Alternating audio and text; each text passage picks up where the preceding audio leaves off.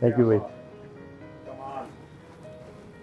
ਫਿਰ ਇਹੀ ਸੀਗਾ ਵੀ ਲੋਕਾਂ ਨੇ ਨਹੀਂ ਰੋਟੀ ਦੇਣੀ ਹੈਗੀ ਹੈ ਨਾ, ਲੋਕ ਕੀ ਕਹਿਣਗੇ। ਇਹਨੂੰ ਪਹਿਲਾਂ ਜਿਹੜੀ ਇਹ ਬਿਮਾਰੀ ਲੱਗੀ ਹੋਈ ਆ ਅੰਦਰ, ਇਹਨੂੰ ਕੱਢੀਏ ਦਿਮਾਗ 'ਚੋਂ।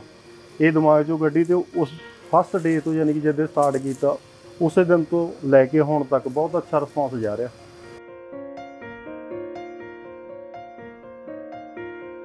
ਫੋਕ ਇੰਸਟਰੂਮੈਂਟ ਵਜਾ ਲੈਣਾ, ਤੂੰਬਾ ਤੂੰਬੀ ਜਿੱਦਾਂ ਹੈਗਾ, ਇਹ ਮੈਂ ਵਜਾਉਂਦਾ ਰਿਹਾ। ਇਹਨਾਂ ਦੇ ਬੇਸ 'ਤੇ ਹੀ ਮੈਂ ਵਰਲਡ ਕੰਪੀਟੀਸ਼ਨ ਖੇਡਣ ਲਈ ਇੰਗਲੈਂਡ ਗਿਆ ਸੀਗਾ 2008 ਦੇ ਵਿੱਚ।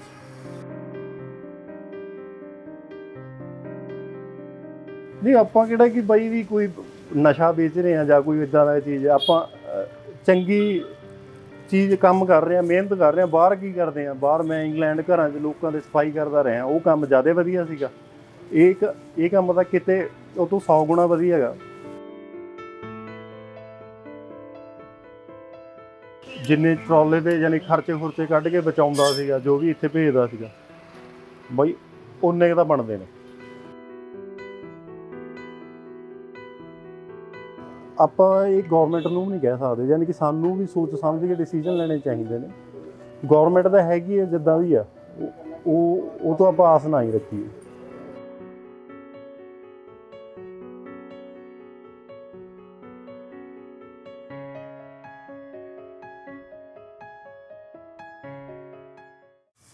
ਹਾਂਜੀ ਬਾਈ ਜੀ, ਸਤਿ ਸ਼੍ਰੀ ਅਕਾਲ ਜੀ। ਮੇਰਾ ਨਾਮ ਗੁਰਪ੍ਰੀਤ ਸਿੰਘ ਹੈ ਜੀ। ਮੈਂ ਹੈਗਾ ਸੰਗਰੂਰ ਦਾ ਰਹਿਣ ਵਾਲਾ ਜੀ, ਅਤੇ ਪਿੰਡ ਮੇਰਾ ਉੱਭਾਵਾਲ, ਅਤੇ ਰਹਿੰਦੇ ਸ਼ਹਿਰ ਹੀ ਹਾਂ। ਅਤੇ ਅੱਜ ਕੱਲ੍ਹ ਮੈਂ ਪਟਿਆਲੇ ਹਾਂ, ਅਰਬਨ ਸਟੇਟ ਫੇਸ 2, ਅਤੇ ਇੱਥੇ ਨਾਲ ਸੂਪ ਦਾ ਕੰਮ ਕਰ ਰਿਹਾ। ਅਤੇ ਇਸ ਤੋਂ ਪਹਿਲਾਂ ਜਿਹੜਾ ਹੈਗਾ ਸੀਗਾ, ਇਸ ਤੋਂ ਪਹਿਲਾਂ ਮੈਂ ਬਾਹਰ ਸੀਗਾ ਕੁਛ ਟਾਈਮ, ਮੈਂ ਇੰਗਲੈਂਡ ਰਿਹਾ। ਅਤੇ ਉਹ ਮੈਂ ਜਾਂਦਾ ਸੀਗਾ, ਯਾਨੀ ਕਿ ਜੇ ਉਸ ਤੋਂ ਵੀ ਪਹਿਲਾਂ ਆ ਜੀ, ਆਪਾਂ ਮਿਊਜ਼ਿਕ ਲਾਈਨ ਨਾਲ ਜੁੜੇ ਹੋਏ ਹਾਂ, ਅਤੇ ਸਕੂਲ ਟਾਈਮ ਤੋਂ ਹੀ, ਸ਼ੁਰੂ ਤੋਂ। ਅਤੇ ਮਿਊਜ਼ਿਕ ਦੇ ਵਿੱਚ ਆਪਾਂ ਫੋਕ ਇੰਸਟਰੂਮੈਂਟ ਪਲੇ ਕਰਦੇ ਹਾਂ। ਪੈਟਰਨ ਸਾਜ਼ ਮੇਰਾ ਲੋਕ ਸਾਜ਼ ਅਲਗੋਜ਼ੇ ਨੇ। ਅਤੇ ਪਹਿਲਾਂ ਜਿਹੜਾ ਮੈਂ ਸਾਜ਼ ਵਜਾਉਂਦਾ ਸੀਗਾ, ਆਹ ਲੋਕ ਸਾਜ਼ ਅਲਗੋਜ਼ੇ ਦੇ ਨਾਲ ਮੈਂ ਹੋਰ ਵੀ ਸਾਜ਼ ਫੋਕ ਇੰਸਟਰੂਮੈਂਟ ਵਜਾ ਲੈਣਾ, ਤੂੰਬਾ ਤੂੰਬੀ ਜਿੱਦਾਂ ਹੈਗਾ। ਹਾਂਜੀ ਹਾਂ, ਅਤੇ ਇਹ ਮੈਂ ਵਜਾਉਂਦਾ ਰਿਹਾ। ਇਹਨਾਂ ਦੇ ਬੇਸ 'ਤੇ ਹੀ ਮੈਂ ਵਰਲਡ ਕੰਪੀਟੀਸ਼ਨ ਖੇਡਣ ਲਈ ਇੰਗਲੈਂਡ ਗਿਆ ਸੀਗਾ 2008 ਦੇ ਵਿੱਚ। ਅਤੇ 2008, 9, 10 ਲਗਾਤਾਰ ਵਜਾਉਂਦੇ ਗਏ। 10 ਦੇ ਵਿੱਚ ਮੈਰਿਜ ਹੋ ਗਈ, ਅਤੇ ਘਰ ਦੇ ਹਾਲਾਤ ਸੀ ਜਿਹੜੇ ਬਹੁਤ ਨਾਜ਼ੁਕ ਸੀਗੇ। ਆਪਾਂ ਇਹ ਕਹਿ ਦਈਏ ਵੀ ਮਿਊਜ਼ਿਕ ਦੇ ਨਾਲੋਂ ਗੁਜ਼ਾਰਾ ਨਹੀਂ ਹੋ ਸਕਦਾ ਸੀਗਾ ਉਹਨਾਂ ਪੈਸਿਆਂ ਨਾਲ। ਅਤੇ ਵੱਡੀ ਕੰਟਰੀ ਜਾਣ ਲਈ ਵੀ ਪੈਸੇ ਨਹੀਂ ਹੈਗੇ ਸੀ। ਜੋਬ ਇੱਥੇ ਕੋਈ ਮਿਲੀ ਨਹੀਂ। ਡੌਕ ਬੇਸ 'ਤੇ ਮਿਲਦੀ ਸੀ ਉਦੋਂ ਤਾਂ, ਮੈਨੂੰ ਲੱਗਦਾ ਵੀ 5-7 ਹਜ਼ਾਰ 'ਚ ਮਿਲਦੀ ਸੀ। ਹੁਣ ਤਾਂ ਅਜੇ ਫਿਰ ਵੀ 10-12 ਹਜ਼ਾਰ 'ਚ ਮਿਲਦੀ ਆ। ਅਤੇ ਉਦੋਂ ਯਾਨੀ ਕਿ ਵਾਈਫ ਮੇਰੇ ਕਹਿੰਦੇ ਵੀ ਆਪਾਂ ਚਲੋ ਵੱਡੀ ਕੰਟਰੀ ਤਾਂ ਛੋਟੀ ਕੰਟਰੀ ਦਾ ਡਿਸੀਜ਼ਨ ਹੀ ਲੈ ਲਈਏ, ਹੈ ਨਾ, ਕਿਤੇ ਦੁਬਈ ਅਰਬ ਮੁਲਕ ਹੀ ਚੱਲ ਜਾਂਦੇ ਹਾਂ। ਅਤੇ ਚਲੋ ਉਦੋਂ ਦੋਨੋਂ ਜਾਣੇ ਅਸੀਂ ਗਏ ਫਸਟ ਟਾਈਮ ਦੁਬਈ ਦੇ ਵਿੱਚ 2010। ਹਾਂਜੀ, ਕੰਮ ਕਰਨ। ਅਤੇ ਉੱਥੇ ਹੋਟਲ ਦੇ ਵਿੱਚ ਜੋਬ ਕੀਤੀ, ਅਤੇ 3 ਸਾਲ ਦੇ ਕਰੀਬ ਜੋਬ ਕੀਤੀ। 3 ਸਾਲ ਪੈਸੇ ਜੋੜ ਕੇ ਟਰਾਲੇ ਦਾ ਲਾਇਸੈਂਸ ਬਣਾਇਆ। ਹੋਟਲ ਦੇ ਵਿੱਚ ਸਟੋਰ ਦਾ ਸੀਗਾ ਕੰਮ, ਸਟੋਰ ਕੀਪਰ ਦਾ ਜਿੱਦਾਂ ਰਿਸੈਪਸ਼ਨ 'ਤੇ ਕਹਿ ਦਈਏ, ਜਾਂ ਹੋਰ ਇੱਦਾਂ ਦਾ ਕੰਮ ਸੀਗਾ। ਬਾਕੀ ਜਿਹੜਾ ਵੀ ਕੰਮ ਜਿੱਦਾਂ ਵੀ ਮਿਲ ਜਾਂਦਾ ਸੀਗਾ, ਜਾਂ ਮਿਊਜ਼ਿਕ ਨਾਲ ਰਿਲੇਟਡ ਵੀ ਮਿਲ ਜਾਂਦਾ ਸੀ, ਜਾਂ ਫੋਕ ਡਾਂਸ ਨੇ ਜਿਹੜੇ, ਉਹਨਾਂ ਦੀ ਕੋਚਿੰਗ ਵਗੈਰਾ ਦੇਣੀ ਇੱਧਰ ਉੱਧਰ, ਉਹ ਮਿਲ ਜਾਂਦਾ ਸੀ। ਉਹ ਵੀ ਜੋ ਮਿਲਦਾ ਸੀ, ਯਾਨੀ ਕਿ ਇਹ ਸੀਗਾ ਵੀ ਤਾਂ ਰਿਹਾ ਵੀ ਇੱਥੇ ਆਏ ਆ ਤਾਂ ਇੱਥੋਂ ਕੁਛ ਨਾ ਕੁਛ ਖੱਟ ਕੇ ਲੈ ਕੇ ਜਾਣਾ। ਅਤੇ ਪੈਸੇ ਪੂਸੇ ਇਕੱਠੇ ਕਰਕੇ ਲਾਇਸੈਂਸ ਬਣਾਇਆ। ਤੁਹਾਨੂੰ ਪਤਾ ਦੁਬਈ ਦਾ ਲਾਇਸੈਂਸ ਆ ਜਿਹੜਾ, ਉਹ ਢੂਹੀ ਨਹੀਂ ਸਿੱਧੀ ਹੋਣ ਦਿੰਦਾ ਜਦੋਂ ਉਹਦੇ ਪੈਸੇ ਲੱਗਦੇ ਨੇ। ਯਾਨੀ ਉਹ ਲਾਇਸੈਂਸ ਬਣਾਇਆ। ਲਾਇਸੈਂਸ ਬਣਾ ਕੇ ਉਸ ਤੋਂ ਬਾਅਦ ਇੰਡੀਆ ਆ ਗਏ, ਦੋਨੋਂ ਕੈਂਸਲ। ਅਤੇ 3 ਸਾਲ ਲਾ ਕੇ ਆਏ ਉਦੋਂ ਲਗਾਤਾਰ। ਅਤੇ ਉਸ ਤੋਂ ਬਾਅਦ ਦੇ ਵਿੱਚ ਯਾਨੀ ਇਹ ਚੀਜ਼ ਹੋ ਗਈ। ਫਿਰ ਵੀ ਕੋਈ ਗੁਜ਼ਾਰਾ ਨਹੀਂ ਸੀਗਾ, ਫਿਰ ਕਰਜ਼ਾ ਵੀ ਸੀਗਾ ਸਿਰ 'ਤੇ ਬਹੁਤ, ਯਾਨੀ ਕਿ ਇਹ ਕਹਿ ਦਈਏ ਵੀ ਕਿਸੇ ਪਾਸੋਂ ਜੇ ਲੀਹ ਤੇ ਨਹੀਂ ਜੜੀ ਸੀ ਗੱਡੀ। ਲਾਇਸੈਂਸ ਬਣਾ ਕੇ ਫਿਰ ਐਕਸਪੀਰੀਅੰਸ ਵੀ ਕਰਨਾ ਪੈਣਾ ਸੀ। ਫਿਰ ਮੈਂ ਟਰਾਂਸਪੋਰਟ ਦੇ ਕੰਮ ਕੀਤਾ, ਬੜਾ ਸਟਰਗਲ ਹੋਇਆ ਟਰਾਂਸਪੋਰਟ ਦੇ। ਯਾਨੀ ਕਿ ਇਹ ਕਹਿ ਦਈਏ ਵੀ ਚਾਹ ਕੇ ਜਿਹੜੀ ਆਪਾਂ ਪੰਜਾਬੀ 'ਚ ਕਹਿੰਦੇ ਆ ਵੀ ਪੂਰੀ ਧੂੜੀ ਲਹੀ ਪੂਰੀ ਐਨ ਵੀ, ਕਿਉਂਕਿ ਇੱਕ ਤਾਂ ਆਪਾਂ ਟਰੱਕਿੰਗ ਲਾਈਨ 'ਚ ਹੈਗੇ ਨਹੀਂ ਸੀ ਕਦੇ, ਟਰੱਕ ਦੇ ਨੇੜਿਓਂ ਨਹੀਂ ਲੰਘੇ ਸੀਗੇ ਕਦੇ। ਅਤੇ ਉਹ 2 ਸਾਲ ਦੇ ਐਕਸਪੀਰੀਅੰਸ ਤੋਂ ਬਾਅਦ ਫਿਰ ਇੱਕ ਵਧੀਆ ਕੰਪਨੀ ਜੋਬ ਮਿਲੀ। ਕਰਦੇ ਕਰਦੇ ਐਕਸਪੀਰੀਅੰਸ ਲਾਸਟ ਜਿਹੜੀ ਮੈਂ ਜੋਬ ਛੱਡੀ ਹੈਗੀ ਹੁਣ ਕੋਵਿਡ ਦੇ ਟਾਈਮ, ਉਹ ਜੋਬ ਮੇਰੀ ਮਿਊਨਸੀਪਲ ਦੇ ਵਿੱਚ ਸੀਗੀ।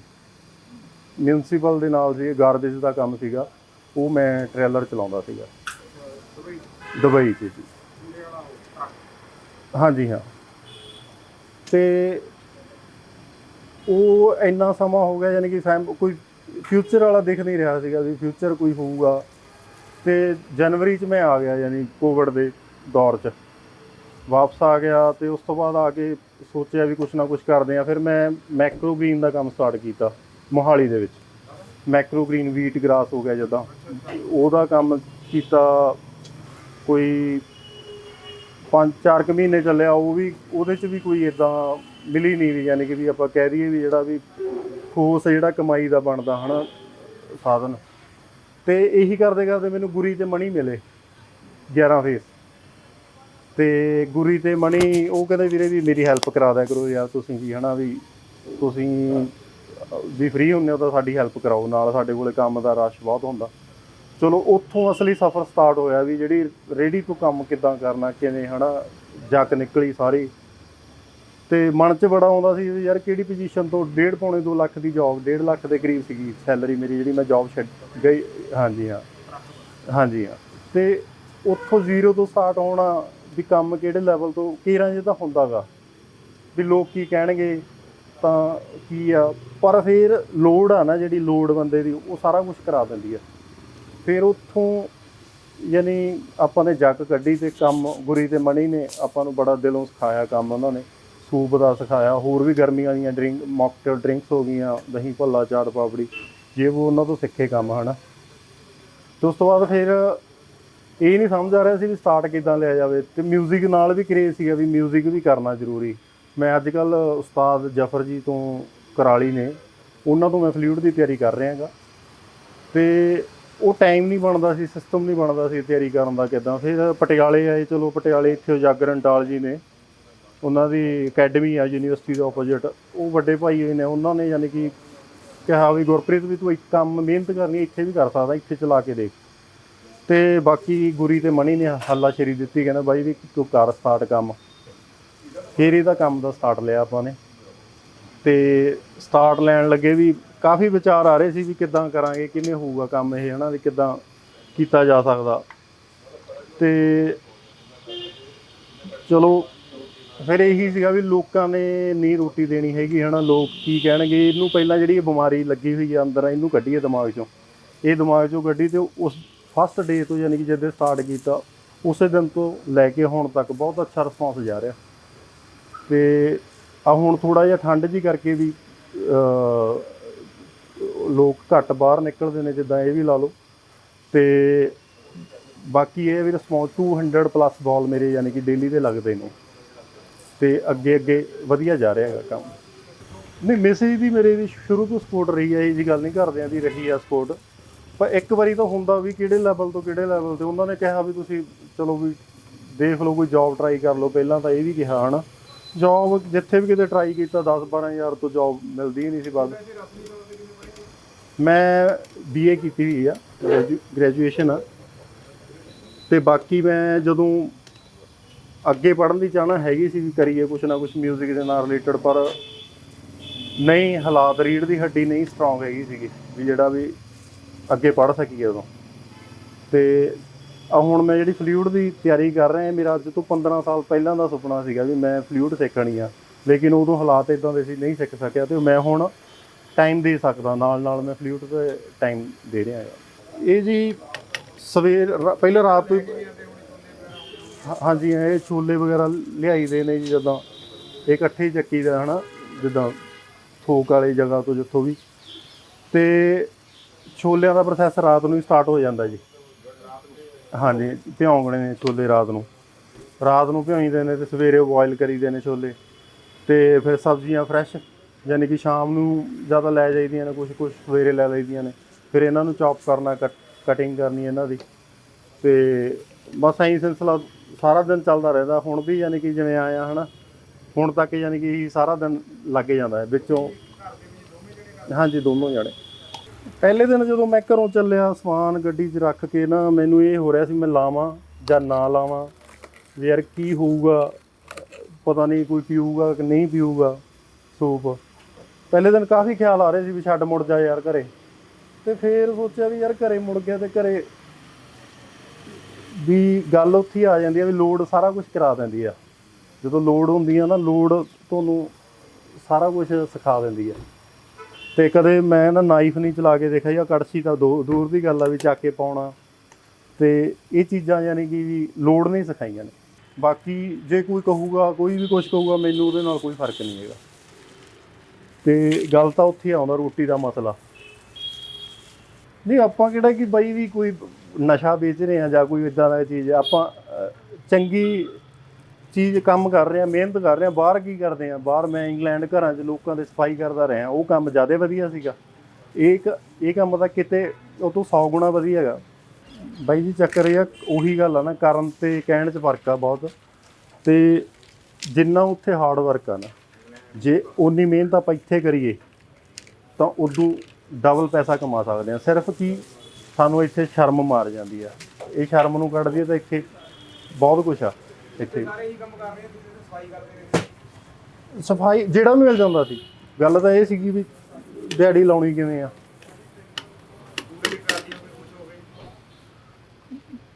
ਜੋ ਵੀ ਕੰਮ ਮਿਲ ਗਿਆ, ਜਿੱਦਾਂ ਸਫਾਈਆਂ ਦਾ ਵੀ ਮਿਲਿਆ ਜਾਂ ਹੋਰ ਲੇਬਰ ਦਾ ਹੋ ਗਿਆ ਕੰਮ, ਹੈ ਨਾ, ਜਾਂ ਫਿਰ ਫਾਰਮ ਦਾ ਕੰਮ ਹੋ ਗਿਆ, ਜਾਂ ਫਿਰ ਸ਼ਾਪ 'ਤੇ ਮਿਲ ਗਿਆ, ਜਾਂ ਜਿਵੇਂ ਸੀਮੈਂਟ ਦੀਆਂ ਬੋਰੀਆਂ ਲੋਡਿੰਗ ਕਰਨੀ ਆ। ਹਾਂਜੀ ਹਾਂ, ਜਿਵੇਂ ਹਾਂਜੀ ਹਾਂ ਉਵੇਂ ਲੋਡਿੰਗ ਕਰਨੀ ਆ। ਬੜੇ ਯਾਨੀ ਕਿ ਇੱਕ ਗੱਲੋਂ ਯਾਨੀ ਕਈ ਕਹਿੰਦੇ ਨੇ ਵੀ ਮੇਰੀ ਖੁਦ ਦੀ ਇਹ ਆ ਵੀ ਜਿਹੜਾ ਕਹਿ ਰਿਹਾ ਨਾ ਵੀ ਯਾਰ ਵੀ ਬਾਹਰ ਵਾਲਾ ਨਜ਼ਾਰਾ, ਉਹਨੂੰ ਯਾਨੀ ਕਿ ਜ਼ਰੂਰ ਬਣਦਾ ਜਾਣਾ ਚਾਹੀਦਾ ਬਾਹਰ। ਪਰ ਦੂਜੀ ਗੱਲ ਇਹ ਵੀ ਹੈ, ਜਿਹੜੇ ਬੰਦੇ ਨੇ ਇੱਥੇ ਨਹੀਂ ਡੱਕਾ ਤੋੜਿਆ, ਉਹਦੀ ਬਾਹਰ ਕੋਈ ਵੈਲਿਊ ਨਹੀਂ। ਕੰਮ ਕਰਦੇ ਹੋਏ ਮੈਂ ਕੰਮ ਕਰਦਾ ਸੀਗਾ, ਇਹਦਾ ਲੇਬਰ ਦਾ ਹੀ ਸੀਗਾ। ਅਤੇ ਵੀਕਐਂਡ 'ਤੇ ਪੈਸੇ ਮਿਲਦੇ ਹੁੰਦੇ ਸੀਗੇ। ਅਤੇ ਪੈਸੇ ਮੈਨੂੰ ਮਿਲੇ, ਮੈਂ ਜਰਾਬ ਬੂਟ 'ਚ ਲੁਕੋ ਕੇ, ਯਾਨੀ ਕਿ ਜਿੱਦਾਂ ਉੱਥੇ ਕਾਲਿਆਂ ਦਾ ਬੜਾ ਹੈਗਾ ਥੋੜ੍ਹਾ ਜਿਹਾ, ਯਾਨੀ ਹੋਊਗਾ 300 ਪਾਊਂਡ ਹੋਊਗਾ। ਇੱਥੇ ਵਾਲੇ ਤਾਂ ਵਾਹਵਾ ਹੋ ਗਏ ਜੀ। ਹਾਂਜੀ ਹਾਂ, ਹਾਂਜੀ। ਅਤੇ ਉਦੋਂ ਕਾਲੇ ਮਗਰ ਲੱਗੇ ਸੀਗੇ, ਯਾਨੀ ਉੱਥੋਂ ਤੱਕ ਕਿ ਉਹਨਾਂ ਨੇ ਕੁੱਟਮਾਰ ਵਾਲਾ ਵੀ ਕੰਮ ਕੀਤਾ। ਪਰ ਇੱਦਾਂ ਦੇ ਹਾਲਾਤ ਉੱਥੇ ਹੈਗੇ ਨੇ, ਬਣੇ ਨੇ ਬਈ। ਟਰਾਲੇ ਦੀ ਜੋਬ ਨਾਲੋਂ ਜਿੰਨੇ ਟਰਾਲੇ ਦੇ ਯਾਨੀ ਖਰਚੇ ਕੱਢ ਕੇ ਬਚਾਉਂਦਾ ਸੀਗਾ, ਜੋ ਵੀ ਇੱਥੇ ਭੇਜਦਾ ਸੀਗਾ ਬਈ, ਉਨੇ ਕੁ ਤਾਂ ਬਣਦੇ ਨੇ। ਠੀਕ ਹੈ ਨਾ, ਉਨਾ ਕੁ ਤਾਂ ਹੈਗਾ ਹਿਸਾਬ ਕਿਤਾਬ। ਅਤੇ ਬਾਕੀ ਇਹ ਆ ਵੀ ਇੰਨੇ ਕੁ ਕੰਮ ਕਰਕੇ ਛੱਡਦੇ, ਹੈ ਨਾ, ਦੇਖ ਲਏ। ਪਰ ਇਹ ਕੰਮ 'ਤੇ ਹੈ ਯਾਨੀ ਕਿ ਵੀ ਲੱਗਿਆ ਵੀ, ਕਿਉਂਕਿ ਚੰਗੀ ਚੀਜ਼ ਆਪਾਂ ਦੇਵਾਂਗੇ ਨਾ, ਹਰੇਕ ਲਊਗਾ ਆ ਕੇ, ਹੈ ਨਾ ਜੀ। ਕੋਈ ਕੰਪਰੋਮਾਈਜ਼ ਨਹੀਂ ਕਰਾਂਗੇ ਕਿਸੇ ਚੀਜ਼ ਨਾਲ, ਹਾਈਜੀਨਿਕ ਹੋਊਗਾ ਸਾਰਾ ਕੁਛ, ਹੈ ਨਾ। ਅਤੇ ਬਿਲਕੁਲ ਜੀ, ਐਰਾਰੂਟ ਆ ਨਾ ਜਿਹੜਾ, ਐਰਾਰੂਟ ਕਈ ਪਾਈ ਜਾਂਦੇ ਨੇ ਪੈਸਾ ਕਮਾਉਣ ਲਈ, ਹੈ ਨਾ। ਚਲੋ ਵੀ ਚੱਕਰ ਉਹੀ ਆਏ ਨਾ, ਸਹਿਜ ਪਾ ਕੇ ਸੋ ਮਿੱਠਾ ਹੋਏ, ਹੈ ਨਾ। ਗੱਲ ਇਹ ਆ ਵੀ ਸਹਿਜ ਨਾਲ ਆਪਾਂ ਕਿਸੇ ਵੀ ਚੀਜ਼ ਨੂੰ ਪਕਾਵਾਂਗੇ ਨਾ, ਉਹਦਾ ਟੇਸਟ ਨਿਕਲ ਹੀ ਆਉਣਾ ਜੀ। ਬਾਈ ਜੀ 8:30-9 ਵਜੇ ਤੱਕ, ਯਾਨੀ 9 ਵਜੇ ਤੱਕ ਆਪਦਾ ਟਾਈਮ ਆ ਵੀ ਖੜੀ ਹੈ। ਪਰ ਕਈ ਵਾਰੀ 7:30 ਵਜੇ ਵੀ ਖਤਮ ਹੋ ਜਾਂਦਾ ਸੂਪ, ਕਈ ਵਾਰੀ 8 ਵਜੇ।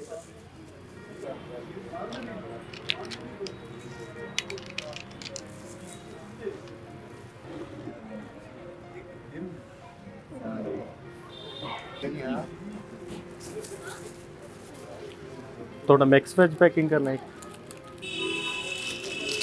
ਤੁਹਾਡਾ ਵੀਰੇ? ਕਿਹੜਾ ਜੀ? ਚਨਾ ਸੂਪ ਇੱਕ ਜੀ।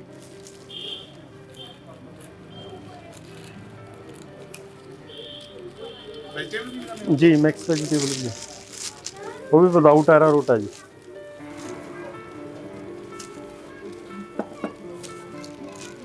ਬਾਕੀ ਵੀਰੇ ਇੱਕ ਚੀਜ਼ ਹੋਰ ਆ, ਮੰਨ ਲਓ ਜਿਹਦਾ ਕੋਈ ਬਰਥਡੇ ਆ ਜਾਂ ਵੀ ਕੋਈ ਮੇਨ ਤਾਂ ਜਿਹਦਾ ਵੀ ਹੈ ਨਾ ਵੀ ਹੈਗਾ ਵੀ ਬਰਥਡੇ ਵਗੈਰਾ, ਉਹਦੇ ਲਈ ਆਪਾਂ ਕੰਪਲੀਮੈਂਟ ਰੱਖਦੇ ਹਾਂ ਵੀ ਉਹ ਆਪਣਾ ਆਇਡੈਂਟੀ ਦਿਖਾਏ ਵੀ ਅੱਜ ਹਾਂ ਬਰਥਡੇ ਆ। ਉਹਦੇ ਲਈ ਜੋ ਵੀ ਖਾਊ ਪੀਊਗਾ ਇੱਥੋਂ ਉਹਦੇ ਲਈ ਫ੍ਰੀ ਆ, ਉਹਦੇ ਲਈ ਫ੍ਰੀ ਹੋਊਗਾ ਜੀ। ਅਤੇ ਜਿਵੇਂ ਹੁਣ ਗਰਮੀਆਂ 'ਚ ਦਹੀਂ ਭੱਲਾ, ਚਾਟ ਪਾਪੜੀ ਅਤੇ ਮੌਕਟੇਲ ਡਰਿੰਕਸ ਹੋਣਗੀਆਂ, ਅਤੇ ਉਹ ਵੀ ਸਾਰਾ ਕੁਝ ਜੋ ਵੀ ਖਾਊ ਪੀਊਗਾ ਉਹ ਫ੍ਰੀ ਹੋਊਗਾ ਉਹਦੇ ਲਈ।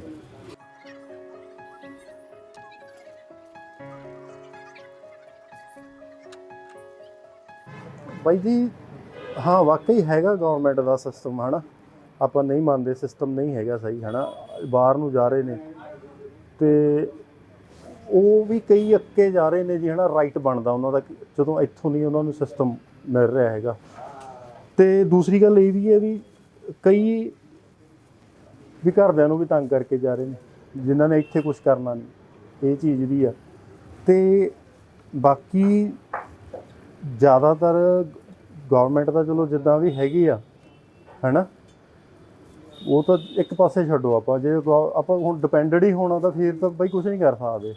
ਗੱਲ ਤਾਂ ਸਾਡੀ ਵੀ ਜ਼ਿੰਮੇਵਾਰੀ ਬਣਦੀ ਆ। ਹੁਣ ਮੈਂ ਆਹ ਲੈਵਲ ਤੋਂ ਕੰਮ ਕਰਨ ਲੱਗਿਆ, ਕਰਨ ਨੂੰ ਆਪਾਂ ਸ਼ੌਪ ਤੋਂ ਵੀ ਕਰ ਲੈਂਦੇ ਸਟਾਰਟ, ਅਤੇ ਸ਼ੌਪ ਤੋਂ ਆਪਾਂ ਲੈ ਲੈਂਦੇ ਰੈਂਟ 'ਤੇ, ਇੰਨਾ ਕੁ ਹੈਗਾ ਸੀ, ਸਭ ਕੁਛ ਕਰ ਲੈਂਦੇ। ਇਹ ਲੈਵਲ ਤੋਂ ਮੇਨ ਕਰਨ ਦਾ ਇਹੀ ਆ ਵੀ ਅਸੀਂ ਜੇ ਇਹ ਲੈਵਲ ਤੋਂ ਸਟਾਰਟ ਕਰਾਂਗੇ, ਪਹਿਲ ਕਰਾਂਗੇ, ਠੀਕ ਹੈ ਨਾ, ਤਾਂ ਹੀ ਸਾਡੇ ਹਾਲਾਤ ਸੁਧਰਨਗੇ।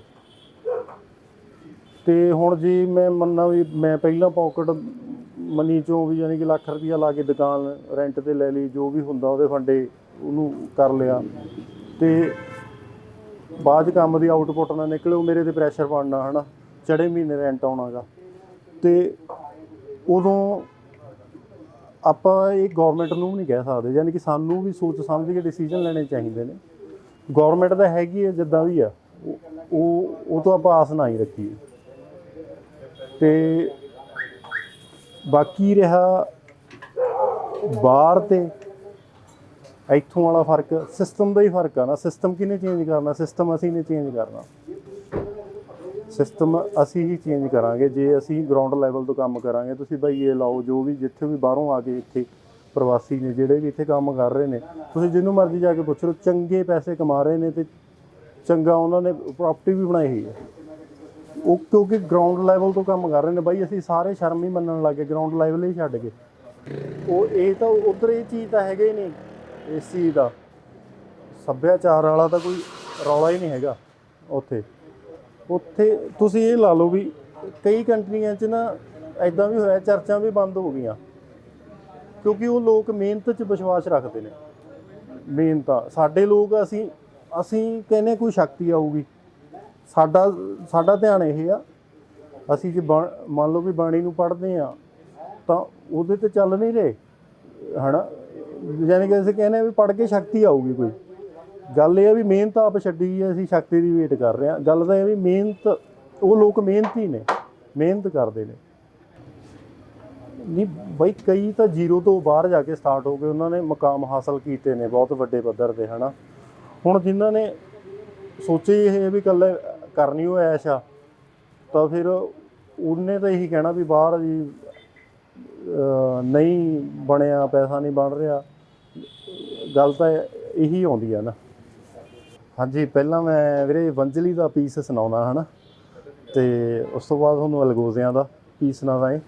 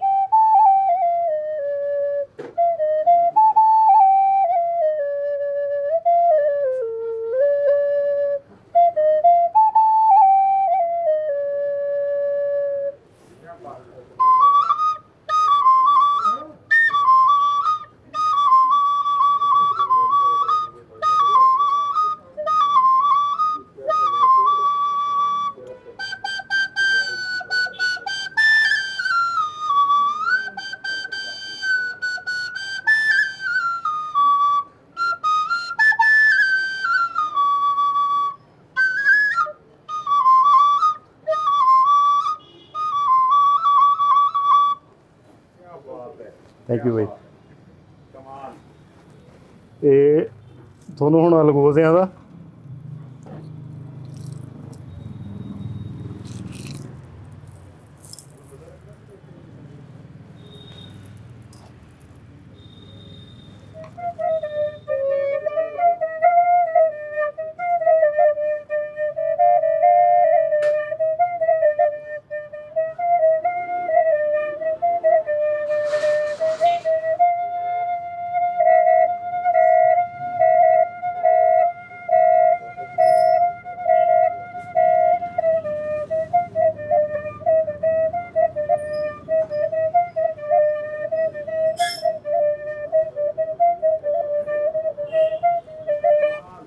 Thank you by.